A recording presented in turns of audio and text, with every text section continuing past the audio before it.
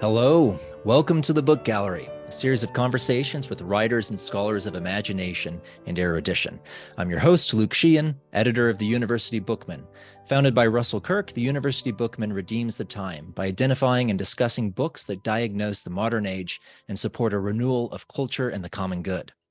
Today's episode is sponsored by the Russell Kirk Center for Cultural Renewal and the Collegium Institute at the University of Pennsylvania.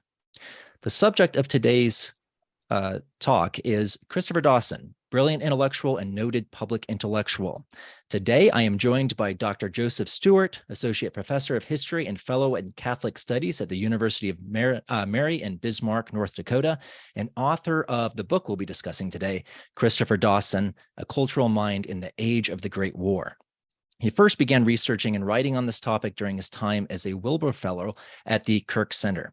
I am also joined by David Bonagura, religion editor of the University Bookman. Welcome, gentlemen. Thank you. Thank you, Luke. Thank you, Joseph.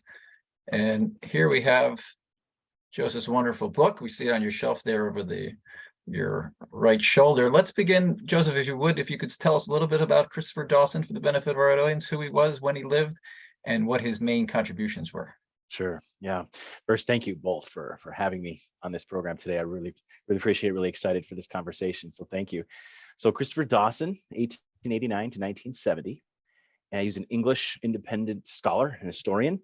And his publisher once said this of him, that Dawson was more like a movement than a man. And what he meant by that was his wide-ranging influence in the course of the 20th century. Everywhere from obviously historians that he influenced, but also philosophers, novelists, journalists, foreign scholars, poets, archaeologists, Catholic theologians, non-Catholic theologians, sociologists, educationalists, monks, political thinkers like Russell Kirk, and even publishers like Frank Sheed, Maisie Ward, and Henry Luce, publisher of Time, Life magazines. So he had a wide influence across the English-speaking world, but even beyond, and was definitely known as one of the greatest Catholic intellectuals of the 20th century. He wrote about 23 books, depending on how you count them. Most of them still in print, and he gave the famous Gifford Lectures at the University of Edinburgh on religion in 1947-48, and then he ended his career as professor of Catholic Studies at Harvard University. Thank you. Dawson's specialty is the history of culture. Could you explain a little bit about what he meant by culture, and then what you mean in your subtitle by calling Dawson a cultural mind? Yeah, culture is just fascinating and very complicated English word. So there's sort of two traditions of meaning for culture, right? One is very ancient etymology, all the way back to the classical days, where it's related to the word for cult in worship, but also in cultivation, or like in agriculture or cultivator. So the idea is that it's sort of in this humanistic sense that culture is something that cultivates the earth, but also cultivates the human, right? And so by the 19th century in particular, this tradition of understanding culture becomes something that's very much like in Newman, sort of like cultivating the human mind, right, through education, right? But its roots are very much in the earth. Okay, so I call this the humanistic tradition of understanding culture, and you trace it from the Greeks all the way to Newman to somebody like Joseph Pieper and leisure, the basis of culture in the 20th century. Yeah? So that's one sort of way of understanding culture. And the other way is a more modern conception of culture that's coming out of the social sciences, out of anthropology in particular, like of Franz Boas in the United States. And this is the idea of a culture. So there are cultures in the world, Japanese culture, American culture, and we study them on their own terms, and they're plural. Yeah, there's not just one culture, there's many cultures. Yeah, so culture, singular, culture is plural. And what Dawson did was to bring these two traditions of culture sort of together, and show how culture is both particular and local in a place of a people, but that there is something about culture, because it's made up of human beings, that can transcend the particular. And we can talk more about this, but there's something that's universal. And that's that sort of spark, that connection between the universal and the particular that Dawson really tries to get at in his understanding of culture simply as a common way of life, integrating those two sort of views. Now, you asked about his cultural mind. So this is the phrase that I use to describe the way that Dawson tried to sort of look at the whole picture. What I mean is the whole sort of human picture. So and analogous to like an aesthetic mind looking at beauty, or a scientific mind looking at the physical world. But when Dawson is looking at the human world, he employs this cultural mind looking at the whole, the different factors of human life. And so it's grounded in his bedrock theological and philosophical principles. Dawson was raised high Anglican and then converted to Catholicism during World War I. But his cultural mind is an example of what John Henry Newman called the philosophical habit of mind. It's trying to sort of look at the whole picture in any kind of question, right? And sort of Dawson's cultural mind is an example of that philosophical habit in particularly the social sciences.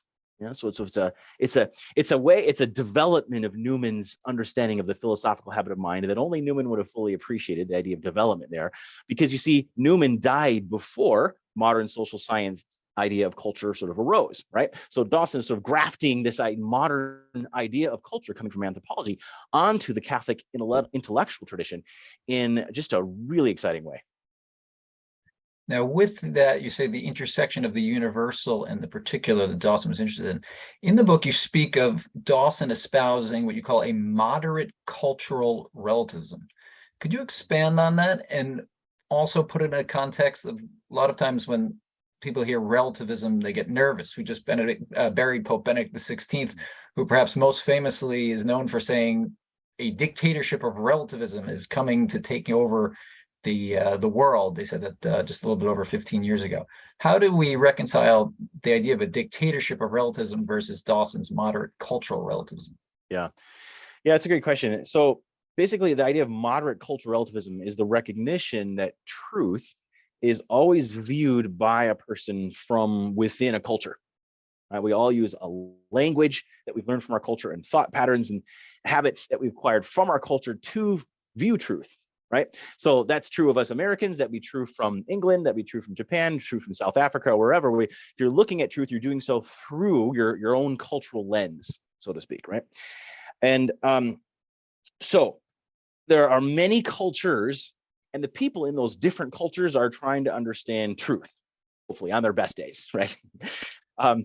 And so this is what Dawson is trying to get at, is that we all come from different vantage points. Some cultures see aspects of the truth better than others. And that's precisely why we need each other. We can have errors in our own culture that can be corrected by insights coming from a different culture. Yeah. And so this two traditions of culture that we're talking about really help us actually to deal with this, right? So we're dealing with a socio-historical view of cultures, many different ones, and a humanistic. There's something universal about our humanity. Yeah, that so the different cultures sort of nestle around our common humanity. And maybe in the Catholic intellectual tradition, you'd think of in terms of like natural law or maybe human rights as something that can potentially transcend culture, right? But yet, even those are still instantiated into a culture. And so here's why this is important. Okay, because without a grounding in history and sort of this moderate cultural relativism in our understanding of the church or truth in general in relation to culture, there's a tendency to over-universalize. And you see that amongst various ideologies, right, from liberalism to communism, but you also see that in conservatives too. There's a temptation there, and in religious people, Catholics, you can over-universalize certain things. And that was true in Dawson's day, especially in the 1950s. And he noticed that in American Catholicism in particular, in a certain kind of way that Neo-Thomism was and things. And so he was worried that without grounding in history and this kind of moderate cultural relativism, students would react against an over-universalized vision toward a part of particular. This is the relativism that you were mentioning of Benedict. So in a way, Dawson really predicted the dictatorship of relativism as a reaction against an old-fashioned sort of more universalism, and that happened in sort of from the 50s to the 70s, that kind of range. And in the last chapter of my book, I actually talk about a couple of different stories of people who that happened to. And so he argued that, yeah, history and culture study has a really important role to play in education because it helps students understand that both change and permanence are part of human life, and we need both to keep sort of sanity. you mentioned at the end, that last chapter, which I thought was one of the most interesting about Dawson's view on education. Maybe we could pick up there. But before we do so, I'd like to add, just pause for a moment. If anyone in the audience has a question for Joseph, please type it into the Q&A function at the bottom of the Zoom, and we'll get to that at the end of the webinar. To return to the question of education, many people lament in the Catholic university system that right around the late 1960s, this heavy curriculum, or curriculum heavy with theology and philosophy, was overnight tossed out and replaced with various things that were very like this. Everyone sees, or many people see, that this theology and philosophy providing this foundation. And you argue in that final chapter you just mentioned that Dawson has a different view. Could you elaborate on that different view? Yeah, so this is this idea of Christian culture. And he argued in a 1953 article for Commonweal that caused quite a stir, actually, for about 10 years. It was commented on by a lot of different people. He argued that Christian culture should form the basis for an integration in the liberal arts. And he actually was bold to make this argument for secular universities too, not just Christian ones. The reason for that is because he was very concerned about the direction of Western civilization after World War II, as many people were. And many people in the late 40s and early 50s were sort of rethinking general education as a whole. Harvard University, Columbia, different school, different, the whole Western civilization courses emerged at that time, great books programs in Chicago. So Dawson's was part of that rethinking of education that was happening at that time. And the idea was that, look, a civilization can't continue unless it knows itself and is able to pass on itself, its vision, right? This is enculturation of the next generation into something. And so Western civilization has got to figure out how to do that. And traditionally that had always been done through the classics, through the study of a classical education up until, say, Dawson's generation, in fact, the early 20th century. But that had collapsed in the 20th century. And Dawson was not one of those persons who was trying to say that we need to bring that back. He thought it was important. A classical education is really important, but he actually argued that what should replace it would be the study of Christian culture. Now, classical education is sort of part of that for sure, but the idea is that actually the study of Christian culture is closer to the heart and identity of what Western civilization even is, right? So what we need is a program like sort of the integrated classical studies at Oxford, which they still have, the Literae Humaniores program there. We need a program like that, an integrated study of a culture, for Christian culture, to understand Western civilization sort of from within outward. Yeah, and so this was in history, philosophy, literature, certain theological principles, that you'd see them in a holistic kind of way, and you would then understand truth claims and propositions in the context of history and the context of development, which actually is a good way to teach religion in a modern kind of context, because you can study religion historically or philosophy without having to commit to the proposition. You can just sort of say, oh, well, this was it, this happened, and you can sort of try to understand it that way.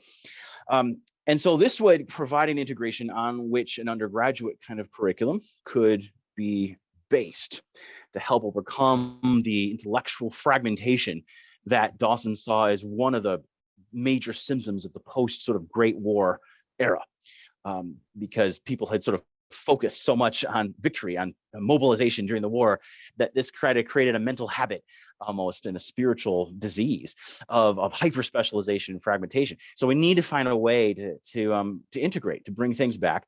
And so Dawson's plan of education, the study of Christian culture, was based on that need that he saw in his time, and I think still is very much a legitimate concern today. That's outlined, for those who do not have the book, that's outlined in one of the final appendix of Joseph's book, if people are interested and want to check that out. Earlier, Joseph, you mentioned Dawson's interest in the social science. I think many people know that Dawson was a historian, but are not so aware that he was quite the sociologist. Could you elaborate on that, and also on how he went about incorporating his sociology into his historiography? Yeah. So one of the quotations that I have at the beginning of my book is this: that no historian worthy of the name is only a historian. It's a quotation from Hayden White. who was influenced by Dawson, and so was the sort of the beginnings of the postmodernist kind of historiographical tradition. Interestingly, took the notion of meta history from Dawson.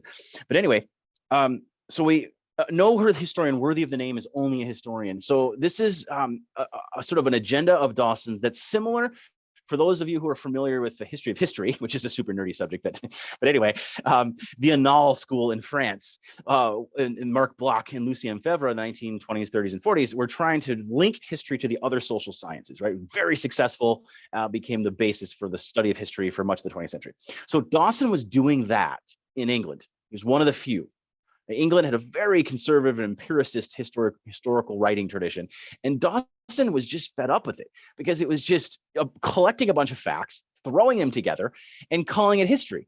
And yes, you can have accurate facts, but if they're boring and they don't connect to any meaningful questions, then it's pointless. Yeah. So for Dawson, history has to connect to reason, and it has to connect to real questions that people are asking in the present, right? And this is where the social sciences really, really help us, because anthropology, sociology, political science, these are disciplines that are dealing with contemporary kinds of issues.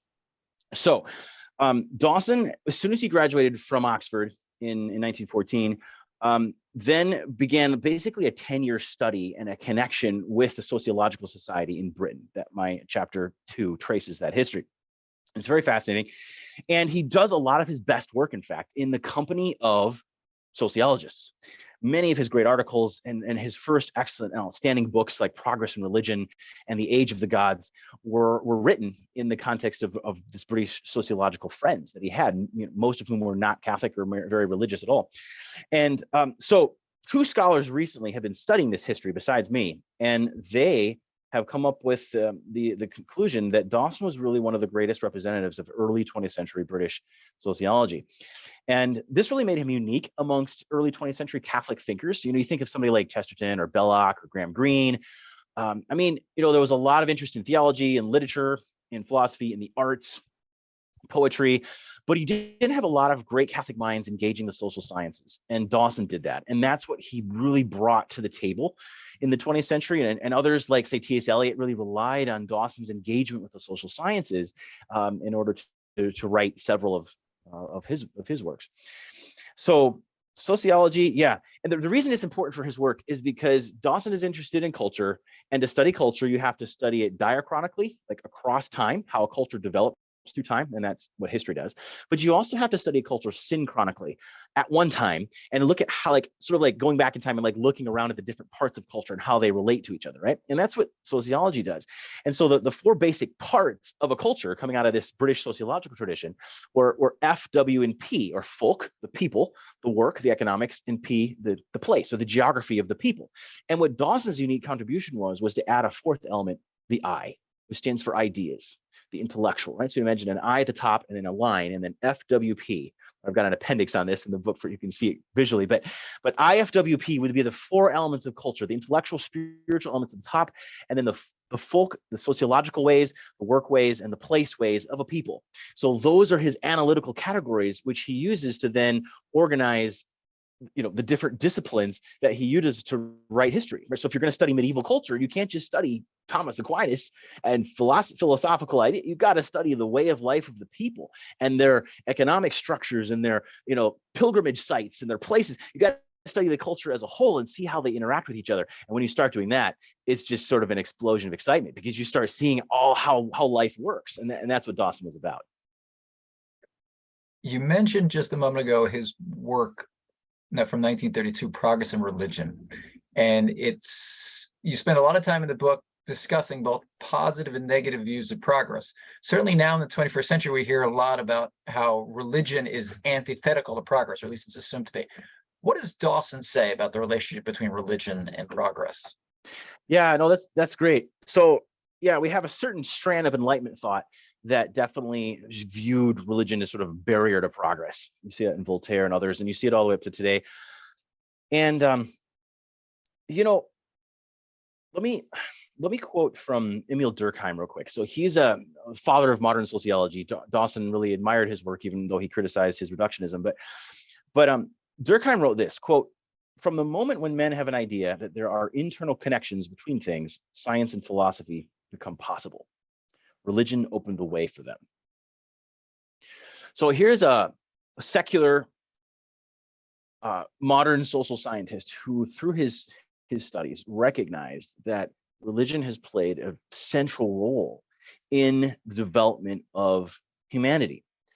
And Dawson was really fascinated by this because right after the First World War, which is when he was writing this book, Progress and Religion, was the time when people were really questioning progress. So you get two strands. You get sort of the declinist theory that says just throw up your hands, no progress is possible. You have Oswald Spengler and all the way to like modern environmentalism and kind of certain strands of even conservatism that sort of fall into this idea that progress really isn't possible. You just have decline.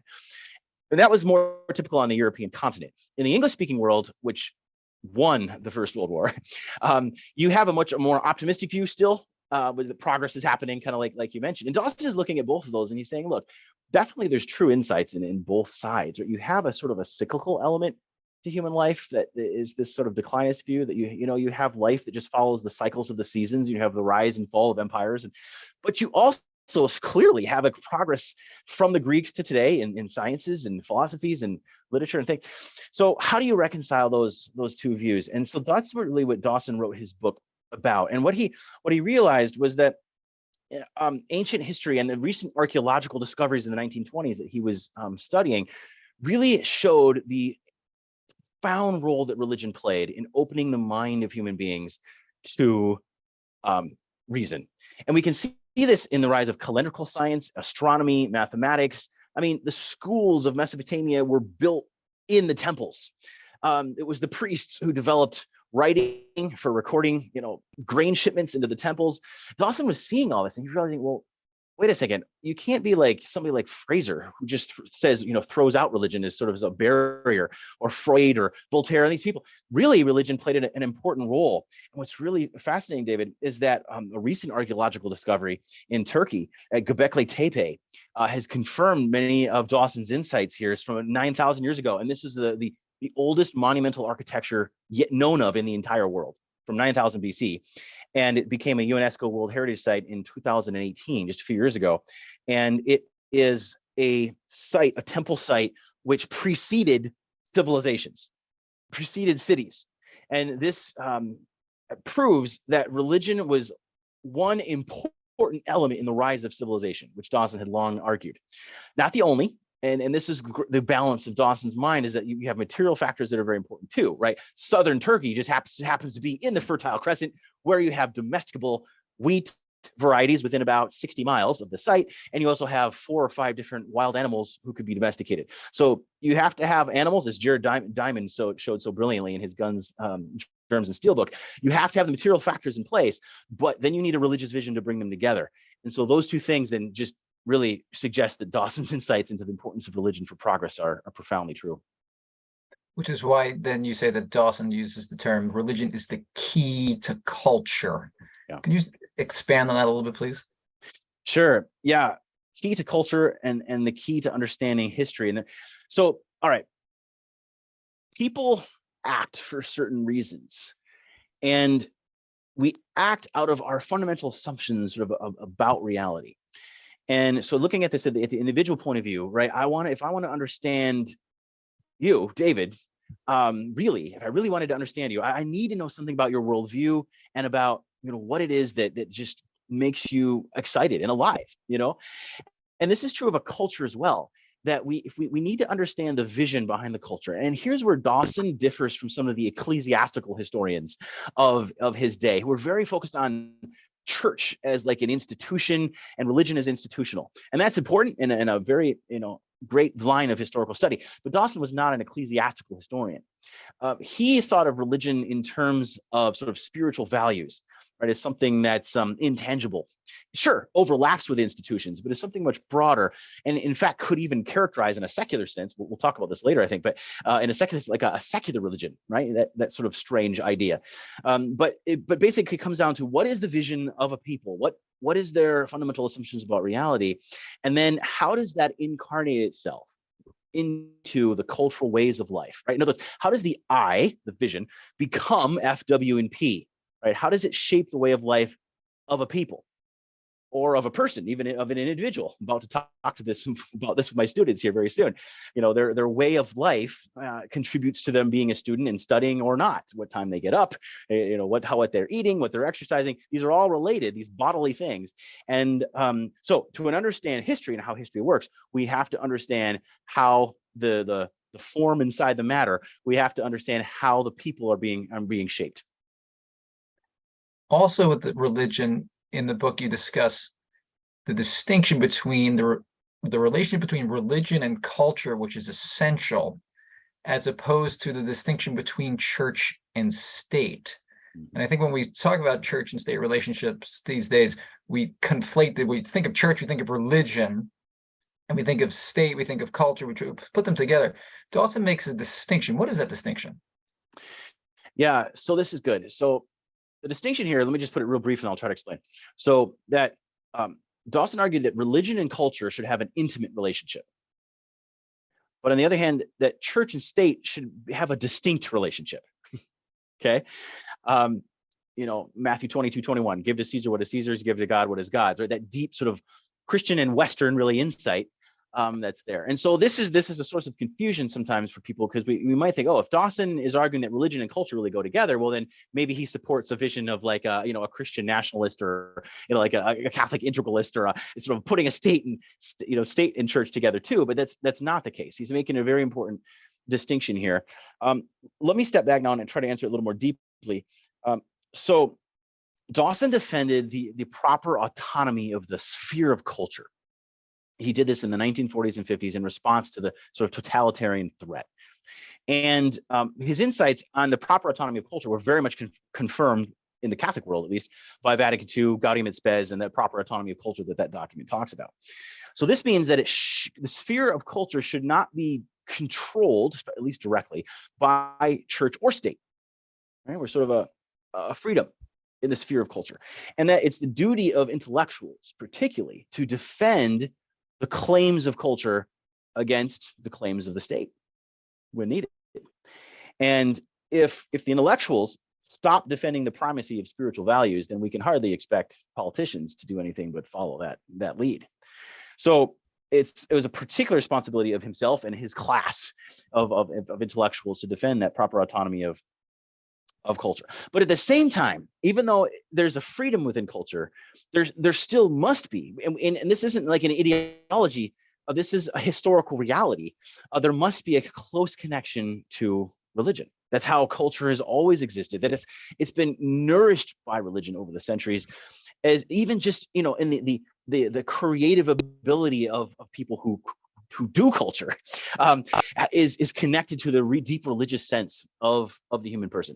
And so there's a deep intimate relationship there, but that relationship is best served, I think he would argue, through distinguishing between church and state. Because if you collapse everything into one, as the ancient pagan regimes all did, then you dramatically risk subjugating the individual to some kind of power structure, whether it's a church or a state.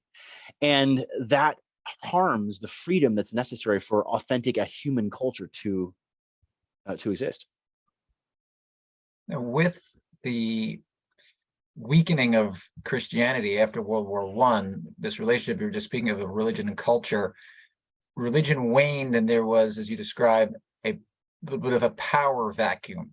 And in those years, in the 20s and 30s, we have some political ideologies that rose up to take those places. And Dawson was among the first thinkers to identify this issue that was going on here with politics taking the place of religion. What was Dawson's take on that? Yeah. So 4 empires collapsed as a result of World War I. Russia, Germany, and the Ottoman Empire, and such. And so when these empires collapsed, the Austro-Hungarian, when these empires collapsed, they left a massive power vacuum across much of Europe. And so into that vacuum rushed all kinds of different forces. And we know the story of this. We know what happened in 1917 in Russia. We know what happened by 1919 in Italy. We know what happened in the early 20s in Germany. And Turkey too, actually, with Ataturk, although that's a slightly separate story that we won't mention here, but it's relevant. And so what there's just this giant sucking sound, and a vacuum is an empty space in which the ingredients of the surrounding atmosphere are sort of forced in, right? And it's a very vulnerable, risky state to be in, this kind of vacuum. But because it was not only a political vacuum, it was also a spiritual vacuum, that the sort of the secular liberalism of the late 19th century had sort of stripped religion out of public consciousness, even the public sphere in many ways. And so that meant that the public spheres of Europe were ripe for colonization by ideologies.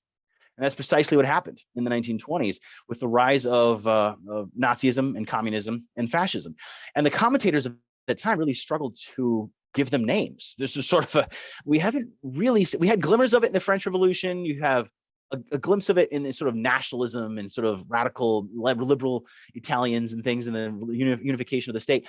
But you really get it in the 1920s and 30s. And so commentators are trying to figure out, what is this thing? And one phrase that was coined by the early 20s was totalitarian and totalitarianism. And Mussolini actually adopted that term as a compliment. He said, yeah, we're totalitarian. We want a total system. And he thought of that as a good thing. And then other people realized, well, okay, if that describes the system, we need something to describe like the spirit that's animating the system. And that became the phrase political religion or secular religion. And this has launched a scholarly trajectory ever since until now. We have many scholars all across the world who deal with the concept of political religion and what it is. You can see an aspect of it in modern Islamicism, for example, in contemporary. But so political religion, and what it does is essentially it joins with the sort of totalitarian regimes. It supplants traditional religion, and it tries to create an all-embracing system. So politics is the highest expression of values, and even in an atheistic regime, like a communist system, you still have to have some kind of assumptions about the nature of the universe, about morality, how we should live, right? These kinds of questions were very important to communists. So if you think of religion in a functional sense, in a Durkheimian sense, then it makes perfect sense to call an atheistic system like communism a political religion. And so Dawson was onto that, and he helps us to understand sort of the danger and the risk that secularization puts us in, because it makes us vulnerable to finding some other kind of vision. Right? If you take the I off the FWP, then you're going to have to replace it with something else, and that's what we see in the 20th century. When I read Dawson on politics, so much of it I feel like could have been written yesterday. Yeah. Why do you suppose that is? Yeah, I think it's because his intellectual asceticism is one of the characteristics of his cultural mind that I try to talk about in the book a bit. His restraint from descending to the level of political ideology himself, right? I mean, sure, he identified with a sort of a conservative worldview, but I think he would have agreed with Russell Kirk on that conservatism is not an ism. I don't even like to say conservatism. The conservative view is not an ideology, and so Dawson was trying not to descend at all into sort of different ideological camps. He was aware of the danger of both the radical left and the radical right. We would characterize Dawson's political position as something like the constitutional center, is how he put it, which means something different in Britain than in America, but I think still has resonance for us today. So the constitutional center is kind of where Dawson put himself. So I think it transcends his own time, because it speaks to our own difficulty of left-right division, which was a division, by the way, that became popularized after World War I. So we're still part of that age of thinking, right, of left and right. And then his profound cultural analysis, right? He comes at politics through the lens of culture. So he's always looking beyond politics, the title of his 1939 book, Beyond Politics, Deeper Than Politics. He's situating in a wider cultural context and historical context. And I think that's why he's able to transcend his own time and, frankly, still have his books in print, which is extremely rare for any historian to achieve. You mentioned Dawson on conservatism. You note in your book that in your research, you found a handwritten manuscript of Dawson on a lecture that he gave of the title On Conservatism. What is Dawson's vision of conservative principles? Yeah, it was really fun discovering the archives at the University of St. Thomas when I was working on this book, because as I said, Dawson wasn't associated with a political party, right? He wasn't a party man in that sense. And he wasn't an activist, or and I always knew that he had conservative instincts and things, but I didn't really understand what that meant for him until I found that unpublished lecture that he gave before some like conservative club or society in Britain in 1932. And so I edited it and published it in the Political Science Reviewer back in 2010. And basically what he says in this piece is that just there's a dramatic need at that time in the 1930s for a revival of conservative ideas. What are those? Well, he mentions a couple of interesting ones.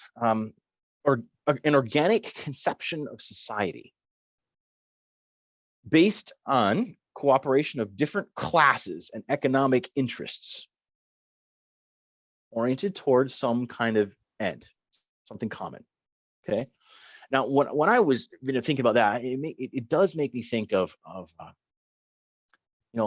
James Madison on his good days, and the others of the American founders who were thinking in terms of cooperation between different interests and groups, and that the American system, in the best sense, was meant to bring them together and help them to collaborate. And I think that's a great tradition of the English-speaking world, that power of compromise that we have come to in our part of the world, rather than sort of the Marxian progressivist tradition of conflict between different groups that we see so avid today. But I think we see it amongst conservatives and the right as well today. So that's sort of adopting an anti-conservative view of society, if you think of it in Dawson's terms, I think. So I think he has really something to say to us today in that idea. Another view coming from this essay was just that the conservative achievement can survive different challenges better than other traditions. So in his day, the Liberal Party of Britain had sort of gone into steep decline, and he's like, yeah, that's too bad in a sense, because the liberal tradition also has a noble history to it: individual liberty, limited government, and those are really important. They actually have a deep Christian history to them. But he says, don't worry. The conservative tradition is able to adapt. It's able to thrive, even if the liberal tradition is going down in the middle years between the world wars there. And I think so. He understood that the conservative tradition also has a particular relationship to religion, which is sort of an antidote to what we were talking about earlier about political religion, right? Because it's definitely part of the conservative tradition that you cannot join religion and politics. That you just can't. They can't be the same thing. They might have a fairly close relationship, like certain times of British history has, but you understand clearly that there's a distinction and a difference there. And to illustrate this, I just want to quote from this essay real quick of Dawson on conservatism. And this is Dawson writing about socialism. Okay. He says this about socialism. See, he says, it would be a mistake to underestimate the strength of the appeal that socialism makes to the modern mind, he wrote. The basis of this appeal is, however, not so much political or economic as religious. Socialism offers men not political order, but social salvation. Not responsible government, but a deliverance from the sense of moral guilt that presses modern society. Or rather, the shifting of that burden from society as a whole to some abstract power, such as capitalism or finance or bourgeois civilization, which is endowed with the attributes of a powerful, malevolent spirit. Thus, socialism is able to enlist all those religious emotions and impulses, which no longer find an outlet through their old religious channels. Welcome to the modern world. Welcome to defund the police. It's not responsible government they actually want. We want and to assuage our sense of guilt somehow, and hence the appeal of progressivism and socialism in our own world. With the theme of conservatism, you mentioned a moment ago Russell Kirk. We at the Kirk Center, of course, always interested in hearing about our namesake. Earlier this week or last week, we published an introduction that Kirk wrote that appeared in the first biography of Dawson, A Historian in His World, written by his daughter, Christina Scott. Dawson was 30 years older than Kirk was. Did Dawson's historiography influence Kirk's historiography in any way? Yeah, good question. So it did. That's the short answer. It definitely did. Kirk knew about Dawson from at least the 1950s onward. So let me say this. So Kirk really respected Dawson as a fellow sort of independent scholar. And so they definitely had that going for both of them.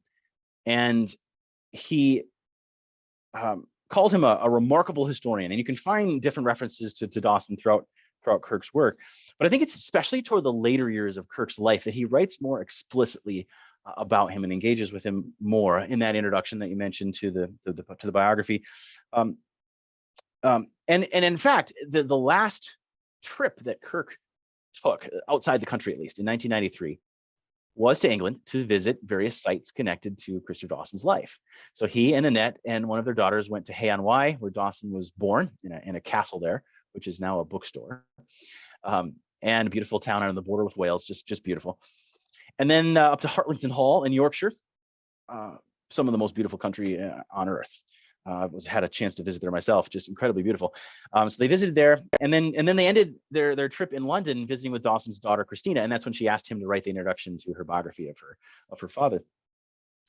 And one of the books that Kirk mentions Dawson in is right at the beginning of America's British Culture, and so just the title alerts you already. Culture, there we go. And so this is about the culture that Americans inherited from the British, Russell's book, and cites Dawson's definition of culture as a common way of life. Right? If we had to just summarize Dawson on culture very simply, the common way of life of a people. And so with that sort of simple conceptual foundation, then Kirk proceeded to write the rest of his book. Now, Kirk was particularly influenced or interested in Dawson's connection to T.S. Eliot, right? So Kirk wrote a whole book on Eliot, magnificent book. And Kirk was interested in the way that Dawson not only influenced Eliot, so whether his poetry or his social criticism, I mean, Eliot said that Dawson was one of the biggest influences on him, but also how Dawson engaged with the Criterion, the quarterly that Eliot edited, writing about different political kinds of issues in the 1930s. One of his articles about sort of how the expansion of the state was being brought about through compulsory education and military service and things. So this growth of politics that was happening. And so there's this conversation going on between Dawson and Eliot, and Kirk is sort of listening into that conversation from pretty early on, and took a lot of inspiration for that, especially in his later work. At this point, we'll open the floor. I'll read some of the questions that we got from the audience. We got some good ones.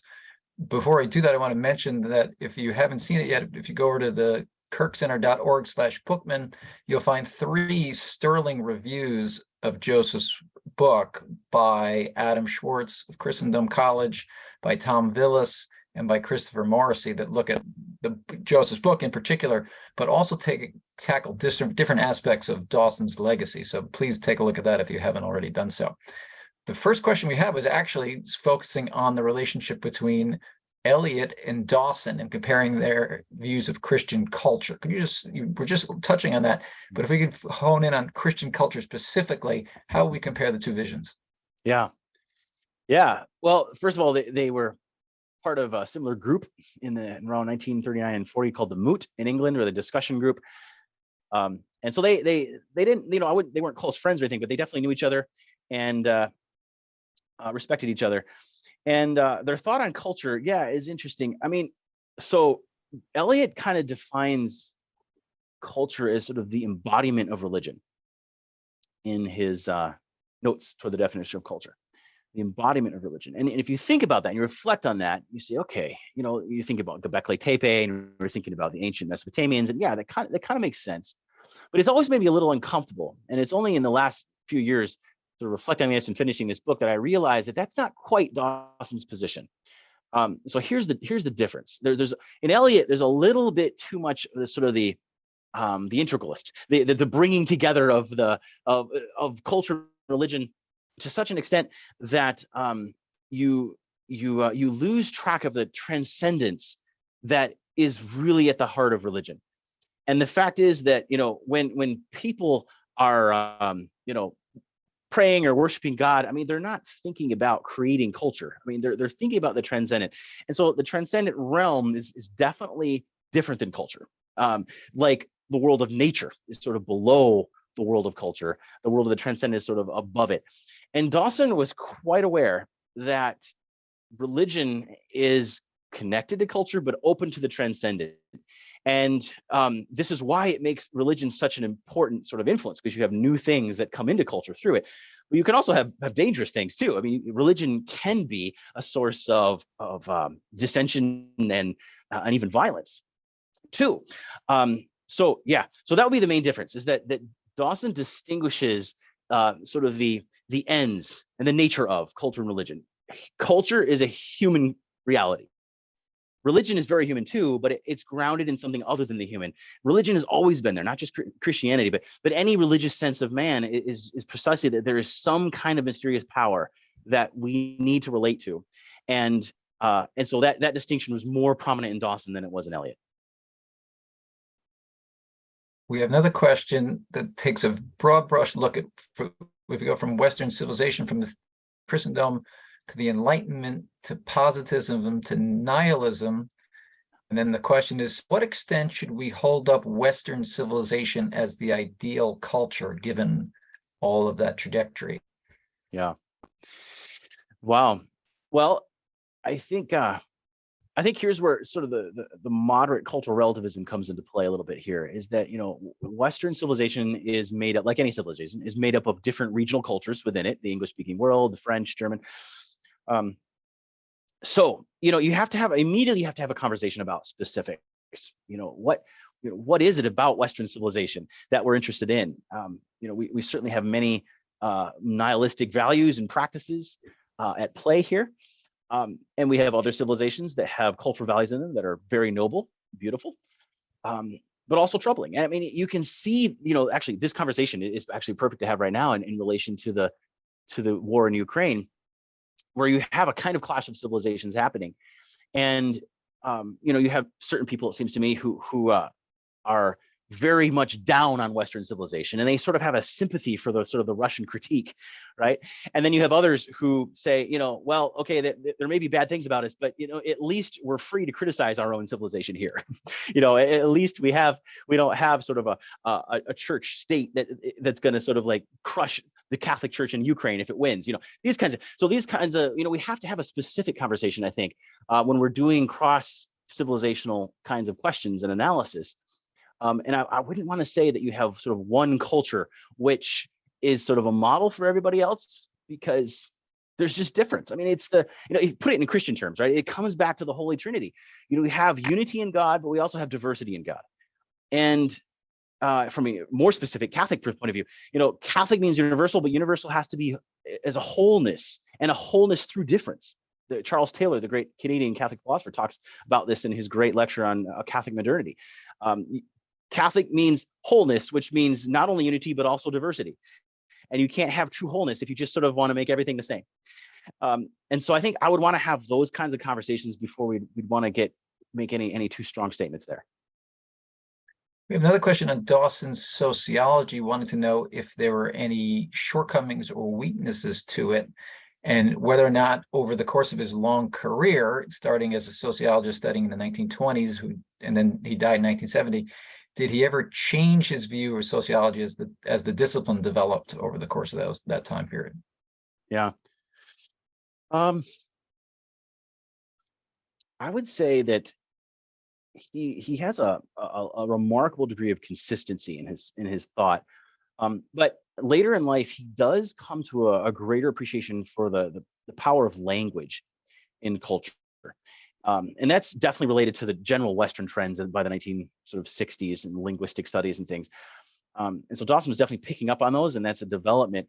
But frankly, these four categories that I outlined of IFWP, I mean, those are relatively stable categories that he employed, throughout his career and throughout his work.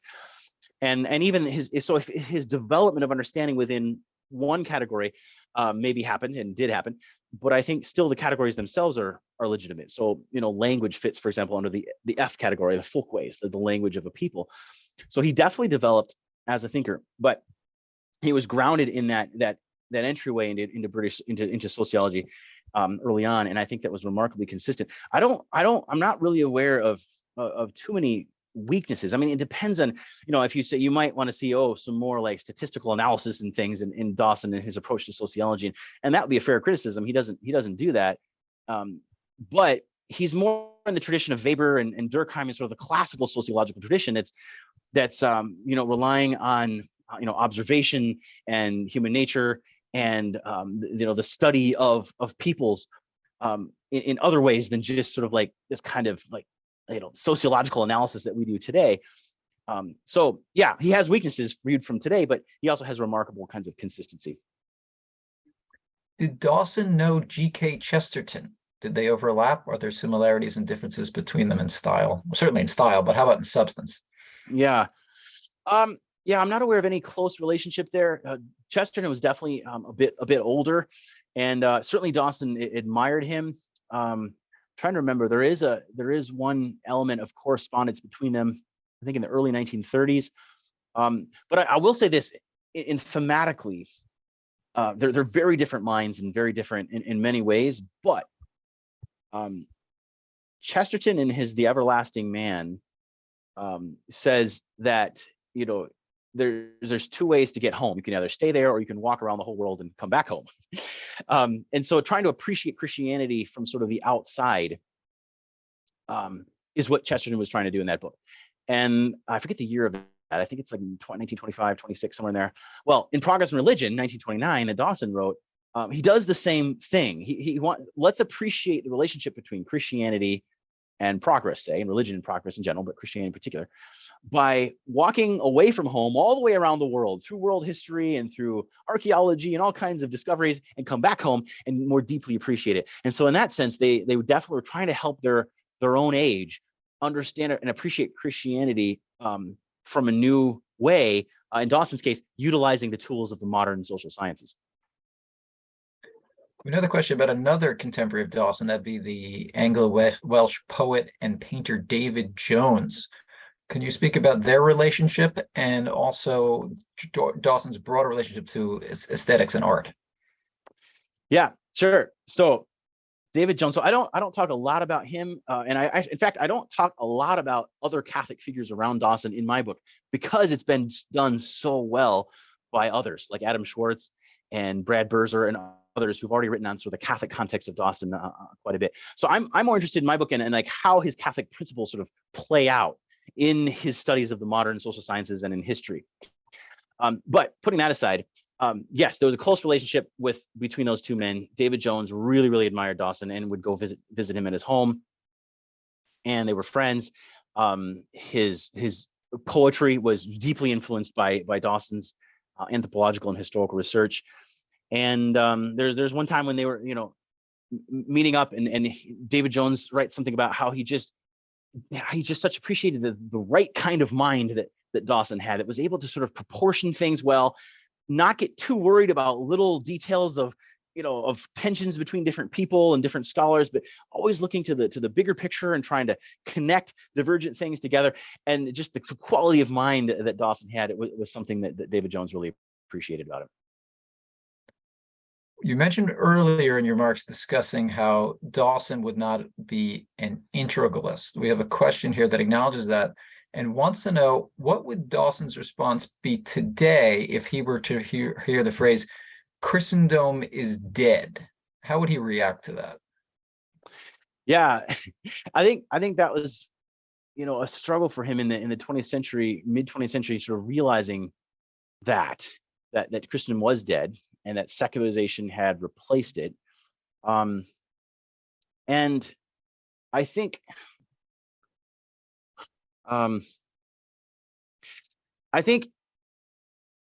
Dawson was very shocked by many things that happened after Vatican II, for sure. I mean, that was toward the end of his career, and so he didn't really write much about it. But liturgically and things, it was very, But I think in many senses, he would have had a lot of sympathy for many of the documents of Vatican II, particularly in relation to culture, and Gaudium et Spes, and in relation to religious freedom, in Dignitatis Humanae. And so I mentioned, the importance of the freedom of the sphere of culture. I mean, Dawson was very, very English. He didn't write about England as a historian. He wrote about cultures, but he was very English in his sentiments, and he had a deep appreciation for political moderation, for the tradition of the limited state, and individual freedom. And so I think, I think he would have been open to realizing, look, Christendom was a stage in the development of history. And we now need to find new ways, new channels for a religion to begin influencing culture and continue to influencing culture in our own modern world. And I think sometimes there's a tendency amongst conservatives out there to really sort of get so down on modern culture that it's difficult for us to see some of those channels that are there. And I think that we'll understand them better in 20 or 30 years looking back. But whether it's film, or whether it's certain aspects of the human rights movements, or whether it's our concern for the poor, or the fact that we have handicap parking in front of our public buildings. I mean, these are all legacies of a Christian culture, of Christendom. And so they're a different way of relating religion to culture than Christendom was, but I think nonetheless real and important for us to understand and have sympathy with, lest we put our energy maybe in the wrong places today. I have two more questions. First, what is the relationship between nature and culture? Yeah. So the Yanomamo are a tribe that lives in the tropical jungles of northern South America, and this great people. There's been anthropological work done on them. They make a clear distinction between sort of things of the village and things of the forest. Yeah. So they don't use the word culture or nature or these kind of abstract terms, but things of the village and things of the forest is precisely the distinction. Is that so the village is obviously made out of the forest, of the trees and the leaves and the foods and everything, but it's filtered through the human effort, engaging with the materials of the natural world. And so the things of the village are culture, and the things of the forest are nature. And we're profoundly dependent on nature. Culture is rooted in the order of nature, just as its upper branches, so to speak, are open to the spiritual above culture. But culture is like Middle Earth, like in Tolkien, right? You've got an earth below it and a reality above it. And that's how he would understand that distinction. Final question. I might argue it's the toughest one of all these, and these are some good questions. If you had to recommend just one book to start with for the Dawson neophyte, what book would that be and why? Yeah. I think so. What I have, my students and I, the two books we read, we're starting this week here in our course called Religion and Culture. The two books we read are Progress in Religion from 1929 and The Crisis of Western Education from 1961. So those are two great ones. They're both in print by Catholic University of America Press. They really give you a sense for Dawson's breadth of mind, and his profound way that he has of dealing with religion in a way that is at least palatable to a modern mind, right? In other words, sort of subtlety or sort of sophistication about the way that your theological and philosophical principles are sort of incorporated into your writing, right? So these aren't books about theology and philosophy, but they're deeply, they come out of a vision for sure. That's deeply Catholic, but you wouldn't know it in a way because he's engaging so much with archaeology and history and anthropology in the way that he draws them together. It leaves you with a profound critique, if nothing else, of modern secularism and its irrationality and its oddness in relation to all of world history, and its fundamental vulnerability and instability and temporariness. And that world scholars are already telling us. I mean, we're entering a new religious age in the 21st century for sure. And so I would begin with Progress in Religion and then read the last 4 to 5 chapters in Crisis of Western Education, the last part of that book is good places to start. Okay, thank you, Joseph.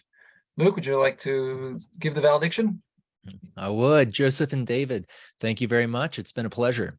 And thank you all for joining us. And thank you to our sponsors, the Russell Kirk Center for Cultural Renewal. Please visit kirkcenter.org to learn more about the Kirk Center. You can support the Kirk Center and the work of the University Bookman through the Kirk Center website at kirkcenter.org/donate. Go to kirkcenter.org/permanent things to sign up for the Kirk Center website email. And thank you to the Collegium Institute at the University of Pennsylvania as well. You can learn more about the Collegium Institute and its work at collegiuminstitute.org. Thank you all very much. Have a good evening.